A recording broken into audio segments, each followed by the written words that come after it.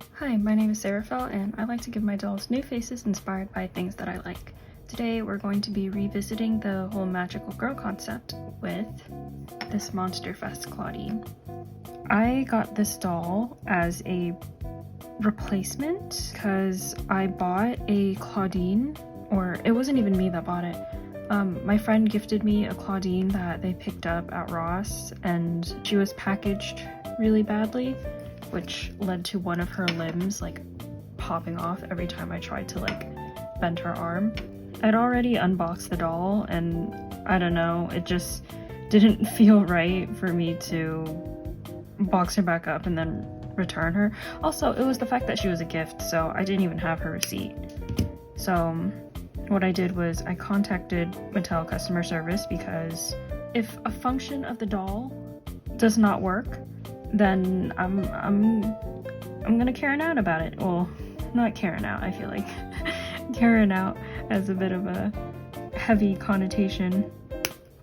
But anyways, I contacted Mattel customer service and I told them like, hey, I literally can't use one of the intended functions of the doll doesn't work. So, you know, you gonna give me a replacement part or what? I didn't say it like that. I was very polite, and when I say Karen out, like, I'm not yelling at the customer service person. I am being polite about it. They ended up sending me her. So this doll was basically free, but I saw her and I knew like, oh, this ghoul has to be in the magical girl line because she's so cutesy. Like, even her face alone, I'd say, could pass off for the magical girl, but that's no fun, right? So I already prepped her for the fodder box a long time ago, but I'm finally getting to her now, and I'm excited.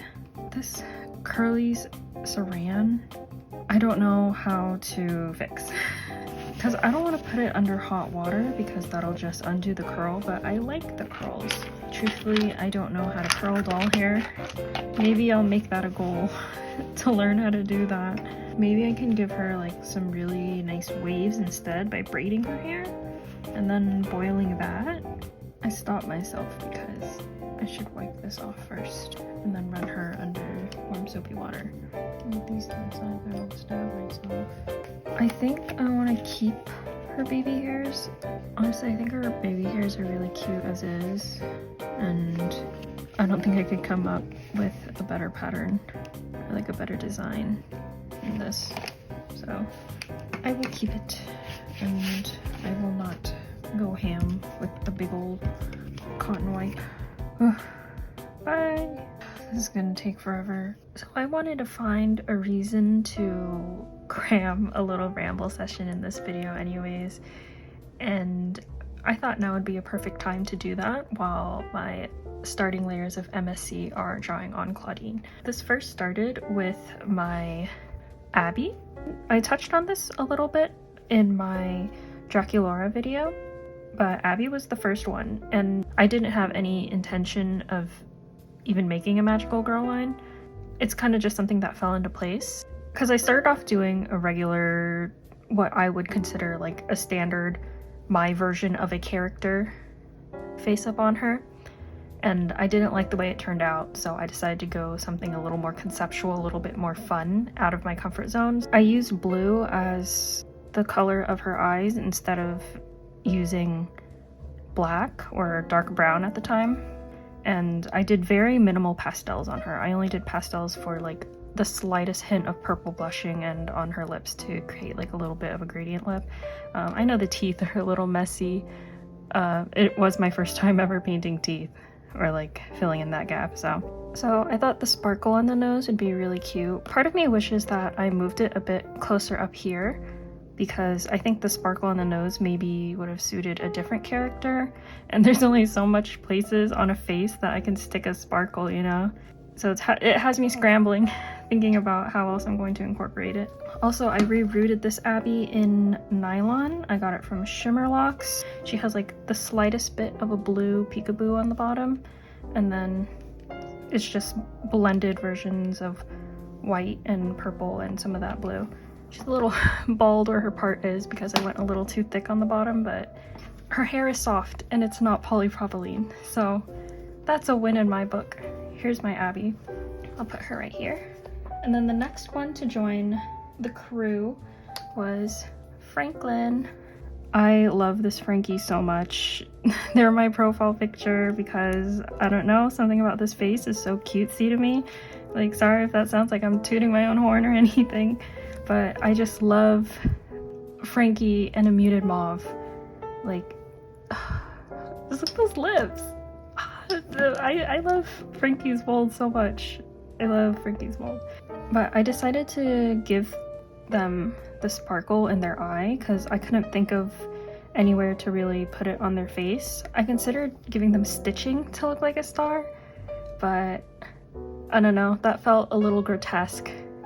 Not grotesque, that's a bit intense of a word, but I thought it would be a little much when it's supposed to be like sparkly, cutesy, elegant, magical girl, you know what I mean? Yeah, I love the eyebrows I did on this Frankie. I love the lips. I love their eyes. I love their blushing. Like, this is one of my favorite dolls I've ever done. The base was an amped up Frankie.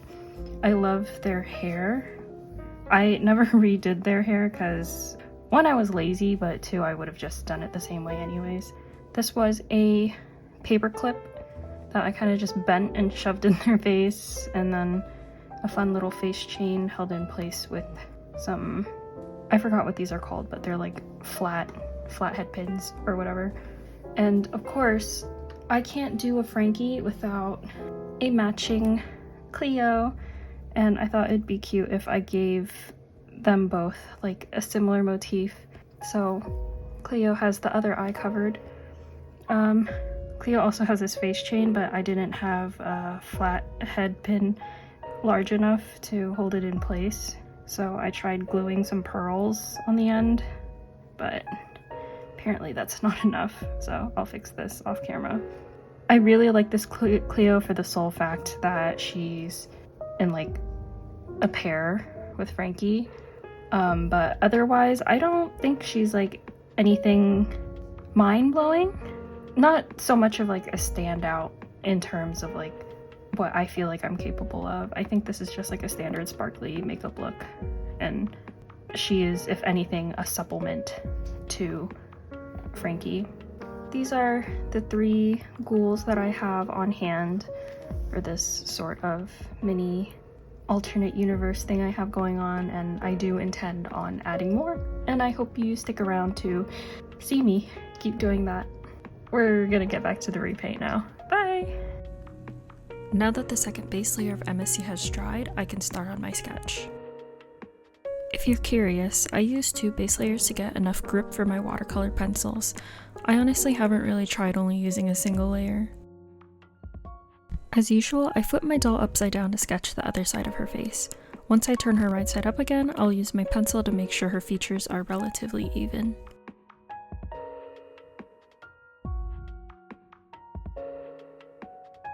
With a sketch done, I can go into line and add color.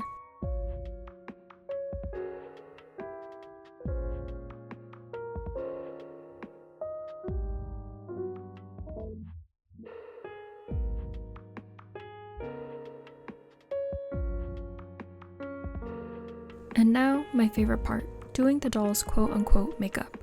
First, I line Claudine's lip with a dark brown, and then blend out the harsh line using a matching brown pastel. To give her lips a little bit of life, I'll also add a nude pink to the center of her lip, but I end up swapping to a browny red in the later layers of color. To finish off her base lip look, I'll line her lip crease with a dark brown. For her eyes, I wanted to do a halo look.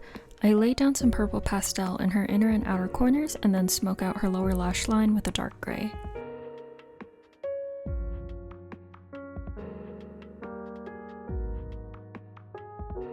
She'll also get some magenta blushing high up on her cheeks and on her nose.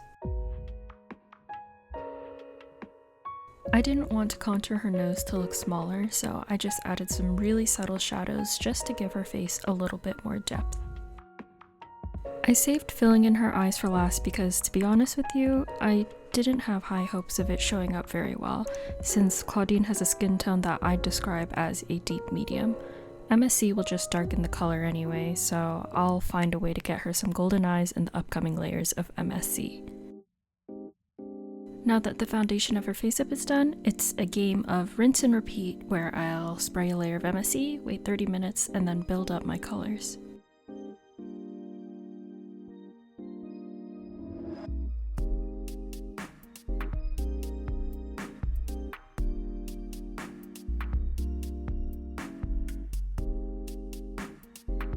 Sometimes in makeup tutorials, they'll use a matching eyeshadow color to draw in the under eye bags. I do a light sketch using a reddish brown and then give them the slightest purple tint to kind of pull from that idea. Claudine's brows were looking too warm, so I added a cooler blue purple at their tails to neutralize them.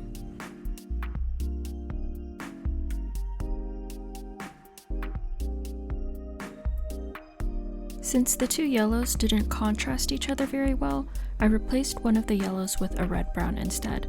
This way her eyes came out a lot more golden, just like I intended.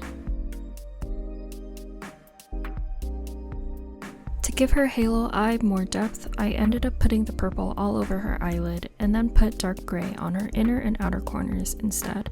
I like how this looks a lot more than just the plain purple that I did on the last layer. All of my magical girls have a sparkle mark, and Claudine's will be on her forehead.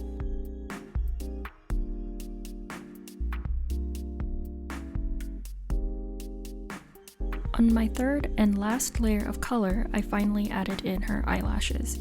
I like to save this part for last because I know I'll be super picky and do a lot of erasing, which can disturb all of my previous work.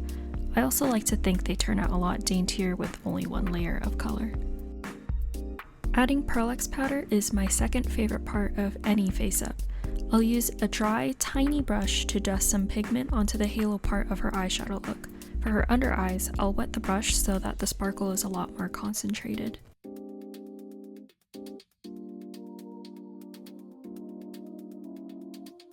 I'll also use a wet brush to add some sparkle to her magical girl mark.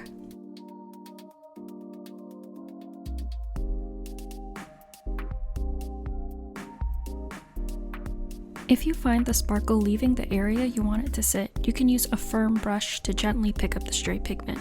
I tap the brush on my kneaded eraser in between each pickup so I don't accidentally put it back down. I also dust some sparkle across her cheeks and nose. With everything complete, I can finally bring her to life with some catch lights. I also personally love giving Claudine a cute snaggletooth fang.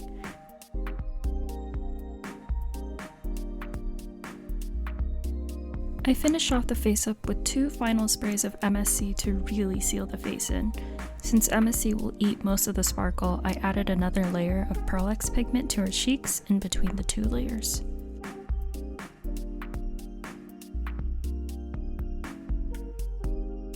With those 2 layers dry, I can finally gloss her lips, under eye sparkles, and magical girl mark. I've also been trying out this thing where I gloss the ring of the iris, and I honestly really like how it looks.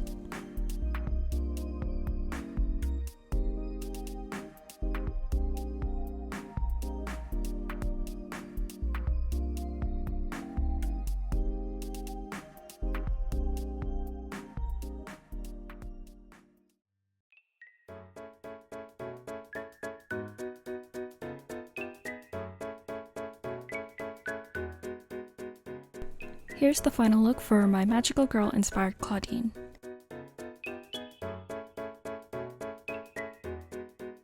If my Draculaura was the magical girl in training, then I like to think of Claudine as the senior magical girl who's taking Draculaura under her wings. Her claws? I don't know.